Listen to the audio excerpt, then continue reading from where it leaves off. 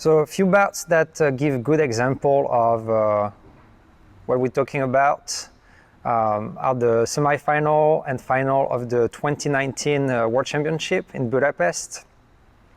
Especially looking at Marcus Mapstead from England. There's a lot of actions, very clear, very obvious that we can watch. These concepts and principles apply to all three weapons.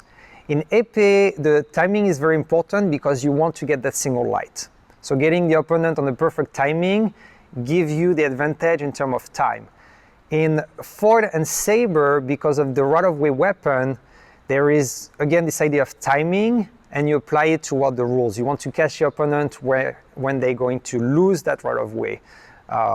In the end, it's the same thing. You want to be ready on your legs to be able to strike at this very specific moment.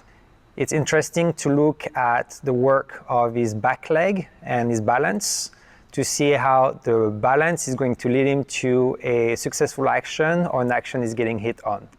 So if we look at these two actions back to back, we have a good example of the back leg being engaged and serving the action to be successful, and then the back leg that gets off the ground and get the fencer in trouble. So on this first action, Mapstead works a tip in line, his back leg is planted, and he has the ability to change direction and step in as his opponent's son is searching for the blade. On the next action, once again, Mapstead is very much planted on his back leg, and from this end out, is able to retreat and parry with a good balance from which he's able to riposte. Now, if we look at the next touch, we're going to see that Mapstead is going to get into a little jump, and following that jump, the weight is completely shifted off this back leg and on this back leg. So now his balance is back, his back leg is behind, and he doesn't have the ability anymore to control his parry or even be able to riposte. And his opponent actually even used that lack of balance, that lack of control, to add an extra feint, which made Marcus even more reactive on the action, and he gets hit because he's not able to balance his action and control his timing anymore. What's very obvious on this action is how Mapstead is balanced. So one thing very obvious on this action is Mapstead leg work. So while at the beginning of the action, he gets very much his feet apart in order to disrupt his opponent, he then goes back to a good balance where the back leg is slightly behind but very much planted. And because of this back leg being planted and ready to be activated, he's able to execute a simple lunge on the perfect timing. If his back leg had still been into a lot of motion at that time, he would have not been able to execute this action that properly and perfectly timed. His opponent doesn't even have time to react. He's completely surprised and stuck on his legs. We have another good example here of a great change of direction, again from Mapstead. So he's able to set up a defense from a jump in, jump out with his leg, and parry riposte and hit on the riposte. So we can see at the beginning of the action, the fencer stepping in distance and his feet are still together. What I call together is close to the en-garde position. And he takes an extra step and is able to change direction quickly because his legs were both loaded and ready to push any direction. So he was able to step in to draw the action, step out to be safe from the action and parry, and his back leg is still fairly loaded. And because it's still fairly loaded, he's able to immediately riposte, and his balance did not shift backward. So he was able to be in distance and strike the opponent. So again, another example of the fencer controlling the balance, being planted on both feet, and setting up actions from that balance, from both legs being loaded, both legs being ready to work forward or backward. The base is the same for any level. So whether you're a youth fencer or high-level fencers, the base is the same. You should have your feet close to each other and your legs loaded. Your center of balance centered between these 2 feet, so that any time you're able to go any direction, forward, backward, slow, fast, it doesn't matter. You may shift the center of balance slightly, sometimes a little bit more forward if you want to be able to bring more power to the attack, but you still want this idea of being centered.